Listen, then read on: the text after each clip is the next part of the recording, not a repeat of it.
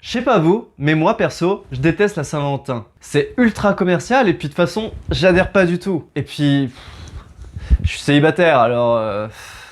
J'avais envie de me réconforter avec un souvenir de mon enfance et j'ai entendu dire que Disney avait envie de faire une adaptation live de Blanche-Neige et 7 nains avec une actrice latino et des nains qui en fait ne seront pas des nains mais plutôt des êtres féeriques.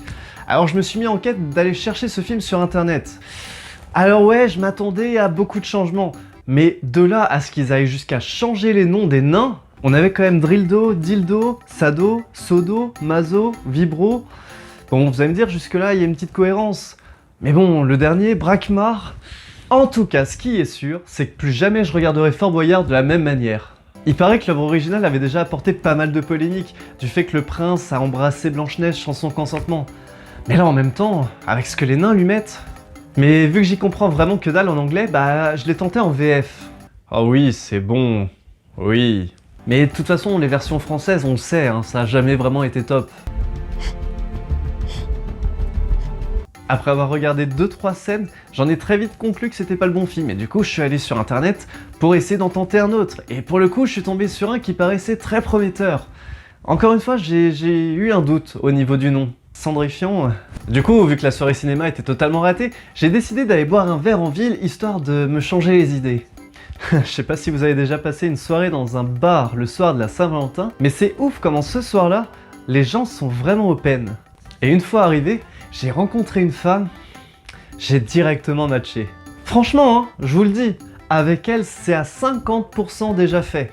Enfin, moi je suis d'accord en tout cas. Elle, je sais pas trop, mais moi, voilà. Et je suis finalement parti de la soirée avec son numéro. Alors histoire de pas perdre le feeling qu'on venait d'avoir, je me suis dit, et si je lui envoyais un message en arrivant chez moi? Mais la réponse a été plutôt bizarre. Votre commande pizza a bien été reçue. Bon, en soi, c'est pas si grave. Tout arrive, ça peut être une erreur.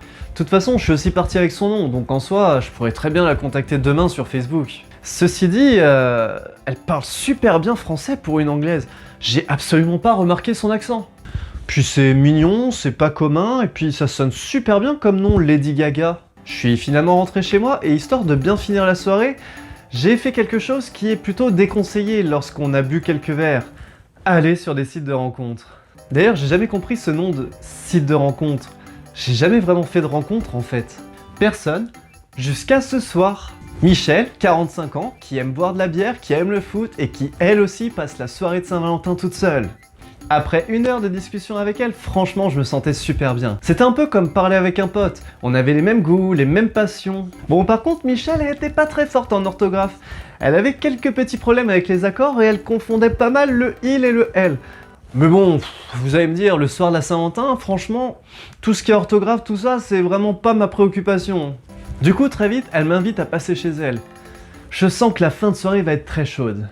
Tout de suite arrivé chez elle, au son de sa voix, je me dis, ce doit être une sacrée fumeuse, Michel. Et la soirée, elle a été chaude, franchement. À partir du moment où on a éteint la lumière, je me souviens même plus vraiment ce qui s'est passé. Je me suis même retrouvé dans des positions délicates. Alors je sais pas si c'est elle ou si c'est moi, mais je peux vous le dire, cette nuit-là, on a conclu!